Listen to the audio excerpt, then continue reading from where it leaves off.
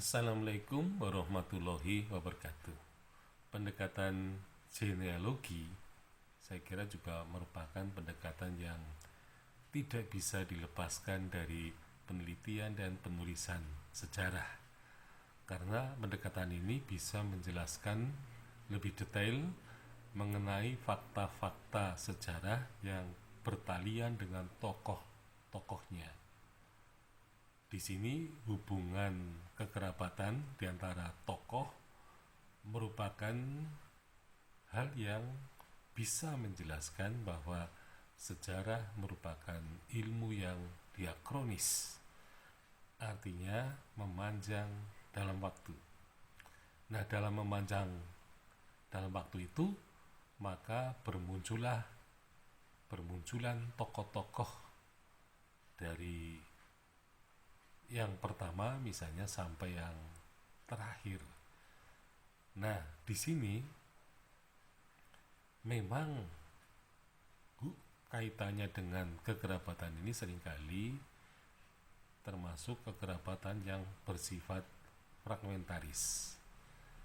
Nah, sebagai contohnya dalam sejarah itu ya, prasasti-prasasti itu seringkali menyebut genealogi atau silsilah ini dalam 3 keturunan. Jadi contohnya misalnya prasasti Mulawarman menyebut adanya tokoh Kudungga, kemudian Aswafarman dan Mulawarman. Jadi memang secara umum manusia lebih cepat kenal terhadap 3 keturunan, 3 generasi. Nah, prasasti Sojomerto bahkan hanya 2 generasi saja, yaitu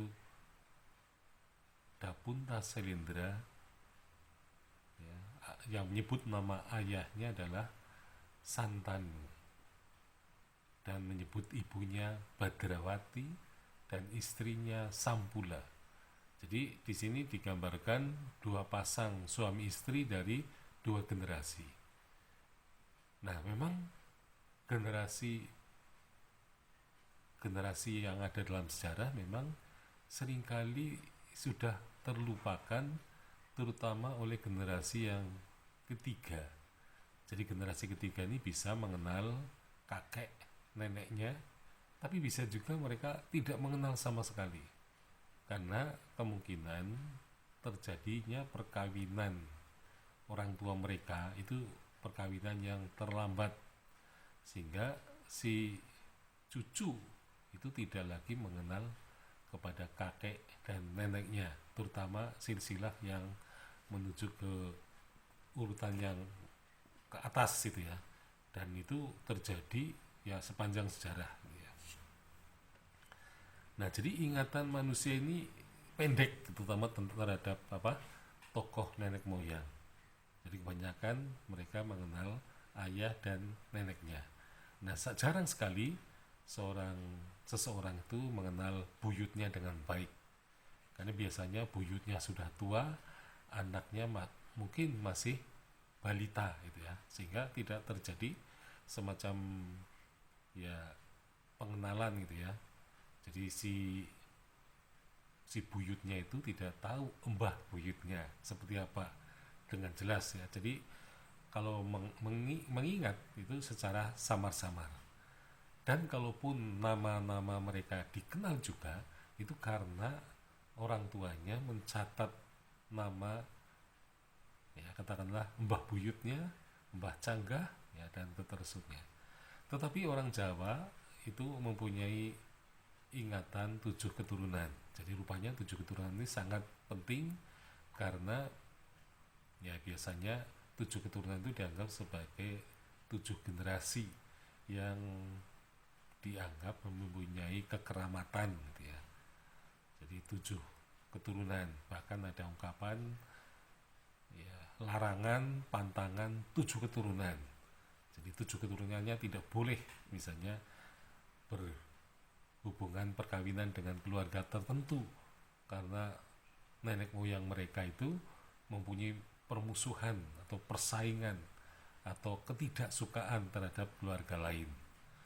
Jadi di Jawa ada semacam ungkapan larangan pantangan 7 keturunan.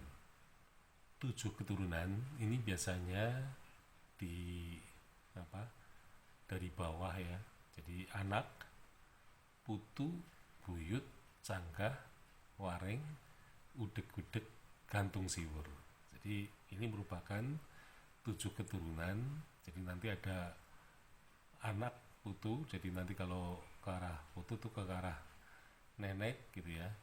Jadi nanti ada penyebutan kakek, kakek buyut, kakek dan nenek buyut ya. Kemudian kakek nenek canggah, kakek nenek wareng, terus kakek nenek udeg-udeg, kakek nenek gantung siwur. Jadi ini ke bawah ke atas nanti akan jelas seperti itu. Jadi orang Jawa seringkali ada ingatan terhadap 7 keturunan, dan 7 keturunan itu kemudian dijelaskan hubungan kekerabatannya ya, karena 7 keturunan ini dianggap sebagai 7 generasi yang penting gitu ya. Jadi dari awal mula. Jadi misalnya Banyak Cotro adalah generasi pertama gitu ya. Nah nanti Aryo Bangah. Jadi Aryo Bangah misalnya merupakan Adipati Pasir yang pertama, yang kemudian keturunannya ada 6 generasi, yang generasi ke-7 adalah Dewi Ciptoroso yang dikawin oleh Banyak Cotro dari Pajajaran ya, menurut naskah Babat Pasir itu. Jadi 7 keturunan ini merupakan tambahan pengetahuan yang sebenarnya lumayan ya bagi generasi bersejarah gitu ya. Tetapi di Banyumas ada naskah yang menyebut bahwa masyarakat Jawa banyak tak tempo dulu itu mengenal 19 keturunan ya. Jadi 19 keturunan itu ya, pertama dari anak, putu, buyut, canggah, jonggo anak, putu, buyut, canggah, wareng, udeg-udeg, gantung siwur, diteruskan. Nanti yang keturunan ke-19 adalah Terah Tumerah. Jadi Terah Tumerah ini adalah ya mereka, kita sudah tidak tahu lagi mereka itu hubungan kekerabatnya bagaimana itu ya, jalur-jalurnya, karena jalurnya sudah sangat panjang. Tetapi generasi yang ke-19 ini adalah Terah Tumurah. Artinya sebenarnya kita ini masih ada hubungan kekerabatan, tetapi tidak bisa dijelaskan ya. Tetapi kita menjelaskannya bahwa kita ini masih satu darah atau satu bangsa. Itu keterangan dari silsilah yang ada di Banyumas. Nah, jadi silsilah ini penting karena seringkali nenek moyang kita ini dipakai untuk semacam legitimasi. Nah, oleh karena itu dalam karya Babat misalnya, Babat Tanah Jawi, Panembahan Senopati ini melakukan legitimasi dengan membuat silsilah 2 jalur ya. Jadi yang pertama adalah sejarah Pangiwo, jalur kiri, yang merupakan silsilah para dewa, dari Nabi Adam, para dewa, kemudian tokoh-tokoh Mahabharata, kemudian Raja Jawa ya, di situ ada dewa-dewa Jawa ya, kemudian ke Kerajaan Kediri, kemudian Majapahit, baru ke Mataram. Nah, sedangkan sejarah Panengen ini silsilah dari Nabi Adam melalui jalur nabi-nabi. Nah, jalur nabi-nabi nanti ujungnya adalah Panembahan Senopati ya, sebagai Raja Mataram ya. Dengan demikian Panembahan Senopati itu membuat legitimasi bahwa dia keturunan para nabi dan para dewa. Jadi ini merupakan cara bahwa orang Jawa kalau dari sudut tokoh-tokoh Mahabharata maka mengambil jalur Arjuna ya. Jadi dari Pandawa menuju Arjuna Parikesit gitu ya, kemudian kepada raja-raja Jawa. Nah ini merupakan legitimasi silsilah yang memang secara akurasi kemungkinan orang bisa meragukan, tetapi silsilah ini penting sekali ya, karena kalau kita melihat ya, silsilah ini bisa juga kekerabatan, bisa juga kekerabatan tradisi ya. Jadi misalnya tradisi hadis misalnya itu adalah kekerabatan perawi, artinya bukan hubungan keluarga tetapi hubungan antara perawi yang satu dengan perawi yang lain. Ini kekerabatannya jelas sehingga hadis itu bisa dikatakan sahih ya, dikatakan sahih karena hubungan kekerabatannya jelas. Nah di antara hubungan kekerabatan hadis itu, kalau terdapat satu orang perawi yang sering berbohong, maka dianggap sebagai hadis yang lemah ya. Nah ini kalau pada tradisi hadis itu, karena menyebut perawinya dengan jelas namanya, misalnya ada 7 perawi, itu secara turun-temurun perawinya itu disebut namanya. Nah itu tradisi lisan yang luar biasa pada masyarakat Arab ya, masyarakat Islam pada zaman dulu. Nah sementara tradisi lisan pada masyarakat Jawa tidak jelas, tidak pernah menyebut perawi-perawinya.